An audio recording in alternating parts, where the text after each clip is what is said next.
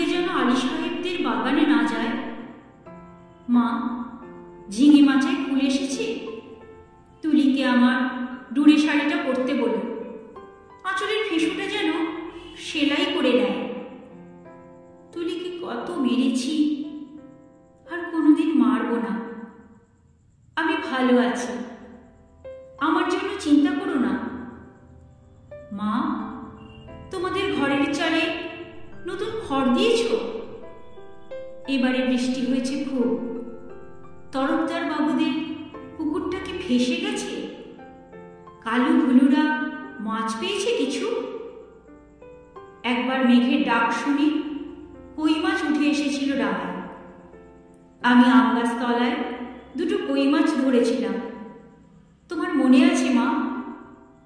মনে আছে আলী সাহেবদের বাগানে সেই নারকোল? চুরি করে আনিনি, মাটিতে পড়েছিল, কেউ দেখেনি। নারকোল বড়ার সেই স্বাদ এখনো মুখে লেগে আছে। আলী সাহেবের ভাই মিজান আমাকে খুব আদর করত। বাবা একদিন দেখতে পেয়ে চেলা কাঠ দিয়ে পিটিয়েছিল আমাকে। আমার কি দোষ? কেউ আদর করলে আমি না বলতে পারি? আমার পিঠে এখনো সেই দাগ আছে। আলী সাহেবদের বাগানে আর কোনোদিন যাইনি। আমি আর কোনো বাগানে যাই না। সেই দাগটায় হাত বুলিয়ে বাবার কথা মনে পড়ে। বাবার জন্য আমার খুব কষ্ট হয়। আমি ভালো আছি, খুব ভালো আছি। বাবা যেন আমার জন্য একটুও না ভাবে। তুলি কি এখনো ভূতের ভয় পায়? তুলি আর আমি পুকুর ধারে কলা বউ দেখেছিলাম। সেই থেকে তুলির ফিটের ব্যায়াম শুরু হলো। দাদা সেই কলা গাছটা কেটে ফেলল। আমি কিন্তু ভয় পাইনি। তুলিকে কত খেপিয়েছি। আমার আবার মাঝরাত্রে সেই কলা বউ দেখতে ইচ্ছে করে। হ্যাঁ, ভালো কথা। দাদা কোনো কাজ পেয়েছে? নকুরবাবু যে বলেছিল বহরমপুরে নিয়ে যাবে। দাদাকে বলো, ওর ওপর আমি রাগ করিনি। রাগ পুষে রাখলে মানুষের বড় কষ্ট।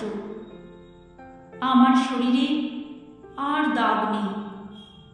আমি আর এক ফোঁটাও কাঁদি না। মা, আমি রোজ দোকানের খাবার খাই। হোটেল থেকে দুবেলা আমার খাবার এনে দেয়। মাংস মুখে দিই, আর তুলির কথা, কালু ভুলুর কথা মনে পড়ে। তোমাদের গ্রামে পটল পাওয়া যায় না। আমি আলু পটলের তরকারি খাই, পটল ভাজাও খাই। হোটেলে কিন্তু কখনো শাক রান্না হয় না।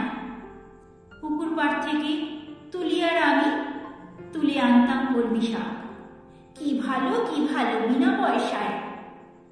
কোনোদিন আর কলমি শাক আমার ভাগ্যে জুটবে না। জোর হাওয়া দিলে তাল গাছের পাতা সরসর করে, ঠিক বৃষ্টির মতন শব্দ হয়। এই ভাদ্র মাসে তাল পাকে, ঢিপ ঢিপ করে তাল পড়ে। বাড়ির তাল গাছ দুটো আছে তো। কালু তালের বড়া বড় ভালোবাসে। একদিন বানিয়ে দিও। তেলের খুব দাম জানি, তবু একদিন দিও। আমাকে বিক্রি করে দিয়ে ৬,০০০ টাকা পেয়েছিলে। তা দিয়ে একটা গরু কেনা হয়েছে তো। সেই গরুটা ভালো দুধ দেয়। আমার মতন মেয়ের চেয়ে গরুও অনেক ভালো। গরুর দুধ বিক্রি করে সংসারের সুসার হয়। গরুর বাছুর হয়, তাতেও কত আনন্দ হয়। বাড়িতে কন্যা সন্তান থাকলে কত জ্বালা। দুবেলা ভাত দাও রে, শাড়ি দাও রে, বিয়ের জোগাড় করো রে। হাবলু, মিজান, শ্রীধরদের থাবা থেকে মেয়েকে বাঁচাও রে। আমি কি বুঝি না? সব বুঝি। কেন আমায় বিক্রি করে দিলে তাও তো বুঝি।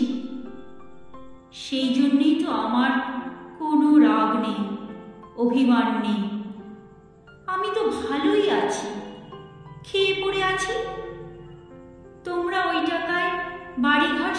নিও ঠিক ঠিক। কালু ভুলুকে স্কুলে পাঠিও, তুলিকে ব্রজেন ডাক্তারের ওষুধ খাইও। তুমি একটা শাড়ি কেনো, বাবার জন্য একটা ধুতি, দাদার একটা ঘড়ির শখ, তা কি ও টাকায় কুলোবে? আমি কিছু টাকা জমিয়েছি, সোনার দুল গড়িয়েছি। একদিন কি হলো জানো মা, আকাশে খুব মেঘ জমেছিল। দিনের বেলা ঘুরঘুরটি অন্ধকার। মনটা হঠাৎ কেমন কেমন করে উঠল। দুপুরবেলা চুপি চুপি বেরিয়ে ট্রেনে চেপে বসলাম। স্টেশনে নেমে দেখি একটা মাত্র সাইকেল রিক্সা। খুব ইচ্ছে হলো একবার বাড়িটা দেখে আসি। রথতলার মোড়ে আসতে কারা যেন চেঁচিয়ে উঠল, কে যায় কে যায়।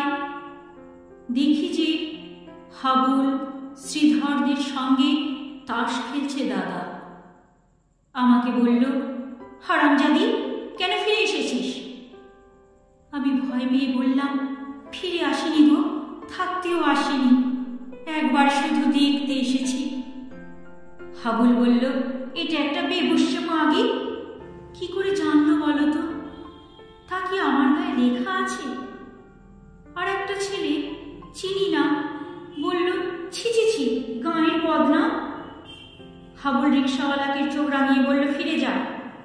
আমি বললাম, দাদা, আমি মায়ের জন্য কটা টাকা এনেছি, আর তুলির জন্য।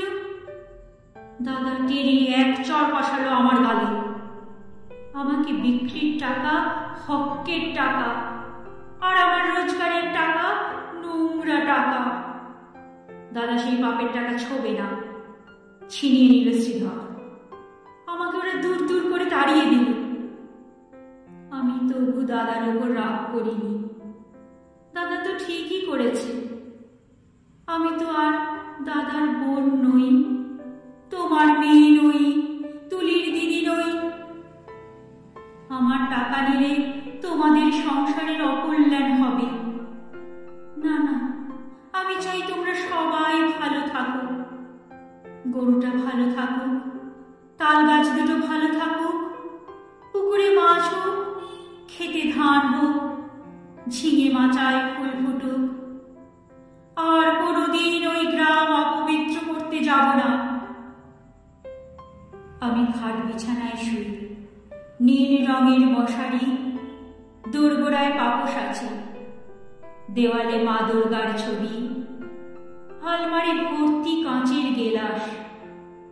বন বন করে পাখা ঘোরে, সাবান মেখে রোজ চান করি। এখানকার কুকুরগুলো সারা রাত ঘেউ ঘেউ করে। তাহলে বুঝছো কেমন আরামে আছি আমি।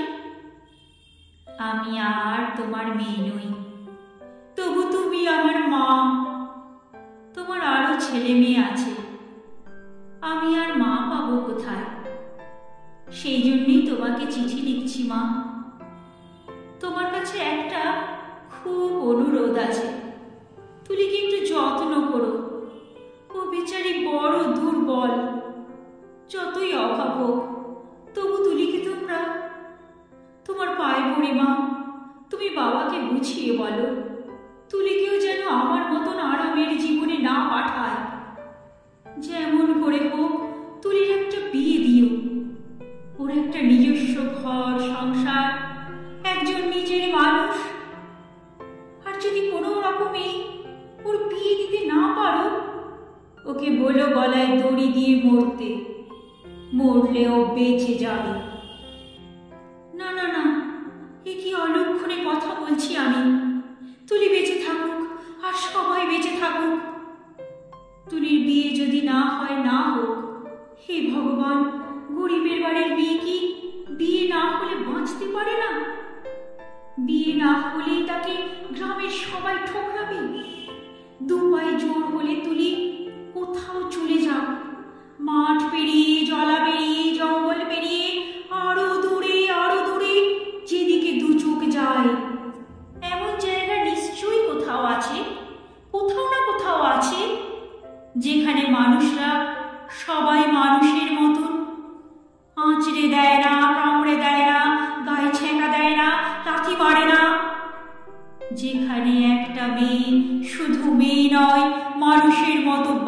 বাঁচতে পারে।